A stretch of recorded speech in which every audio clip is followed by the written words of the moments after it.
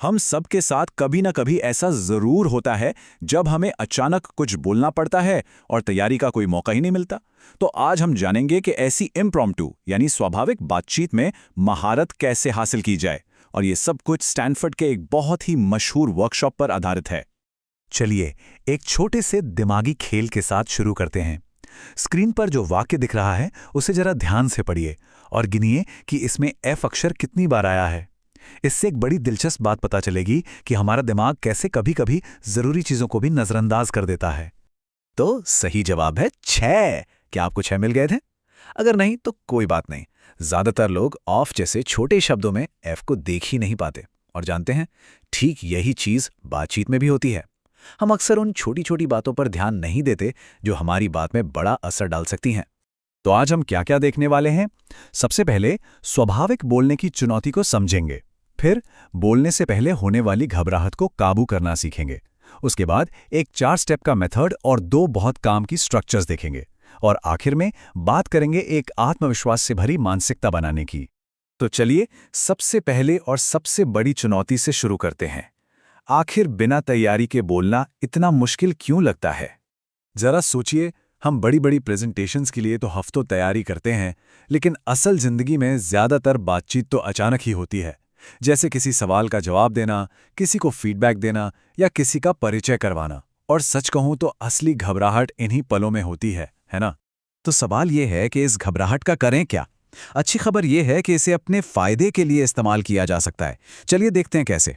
आपको शायद ये जानकर थोड़ी तसल्ली हो कि दुनिया में लगभग 85% लोग पब्लिक में बोलते हुए घबराते हैं। तो अगर आपको भी ऐसा महसूस होता है तो समझ लीजिए कि ये बिल्कुल नॉर्मल है, आप अकेले नहीं हैं। यहाँ एक बात समझना बहुत जरूरी है। हमारा मकसद घबराहट को जड़ से खत्म करना नहीं है, बल्कि उसे मैनेज करना सीखना है। इसे एक दुश्मन की तरह मत देखिए। ये तो बस एक तरह की एनर्जी है जो बता रही है कि जो आप करने जा रहे हैं वो आपके लिए जरूरी है। बस इस एनर्जी को सही दिशा देनी है। तो इस एनर्जी को सही दिशा कैसे दें? इसके 3 बहुत ही आसान तरीके हैं। पहला, जब घबराहट हो तो उसे महसूस करें, उसका स्वागत करें। दूसरा, इसे एक परफॉर्मेंस की तरह नहीं बल्कि एक बातचीत की तरह देखें। और तीसरा, आगे क्या होगा ये सोचने की बजाय सिर्फ उस पल पर ध्यान दें, वर्तमान में रहें। चलिए अब आते हैं इस पूरी बातचीत के सबसे अहम हिस्से पर, एक ऐसा 4 स्टेप का फॉर्मूला जो किसी भी सिचुएशन में काम आएगा। ये 4 कदम हैं। पहला, अपने रास्ते से हटें। दूसरा, इसे एक मौके की तरह देखें। तीसरा, थोड़ा धीमे हों और सुनें। और चौथा, एक स्ट्रक्चर के साथ अपनी बात कहें। चलिए एक एक करके इन्हें समझते हैं। पहला कदम सुनने में थोड़ा अजीब लग सकता है। साधारण होने की हिम्मत करो। मतलब ये कि जब हम हर बार कुछ कमाल का बोलने का दबाव खुद पर डालते हैं तो हम अक्सर कुछ बोल ही नहीं पाते। लेकिन जब आप खुद को बस ठीक ठाक बोलने की आज़ादी देते हैं तो कमाल की बातें अपने आप निकलती हैं। दूसरा कदम है हाँ और वाली सोच अपनाना। ये इम्प्रोव आर्टिस्ट का एक नियम है। इसका मतलब है कि किसी भी सवाल या स्थिति को एक खतरे की तरह नहीं बल्कि एक मौके की तरह देखें जिसमें आपको जोड़ सकते हैं। ये सोच आपको तुरंत ज्यादा क्रिएटिव बना देती है। तीसरा कदम है धीमे होना और ध्यान से सुनना। जवाब देने की जल्दी में रहने के बजाय पहले सवाल को ठीक से समझना जरूरी है। और चौथा कदम, एक स्ट्रक्चर का इस्तेमाल करना। ये क्यों जरूरी है? क्योंकि रिसर्च बताती है कि हमारा दिमाग स्ट्रक्चर में दी गई जानकारी को 40% बेहतर तरीके से प्रोसेस करता है। इससे बोलने वाले और सुनने वाले दोनों का काम आसान हो जाता है। तो ये स्ट्रक्चर्स हैं क्या? चलिए 2 सबसे असरदार तरीकों पर नजर डालते हैं जो आपके कम्युनिकेशन टूल किट का हिस्सा होने ही चाहिए। तो ये हैं वो 2 पावरफुल फ्रेमवर्क्स। पहला है समस्या समाधान लाभ। ये तब बहुत काम आता है जब कोई मुद्दा उठाना हो और उसका हल बताना हो। और दूसरा है क्या तो क्या अब क्या। ये किसी आइडिया को समझाने, उसकी अहमियत बताने और आगे का रास्ता दिखाने के लिए एकदम परफेक्ट है। चलिए क्या तो क्या अब क्या को थोड़ा और गहराई से समझते हैं। ये बहुत सीधा है।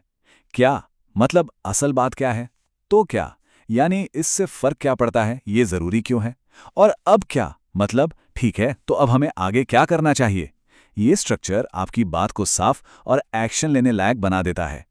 तो अब इन सारे तरीकों को जोड़कर एक मजबूत और आत्मविश्वास से भरी मानसिकता कैसे बनाई जाए, क्योंकि आखिर में सब कुछ माइंडसेट का ही खेल है।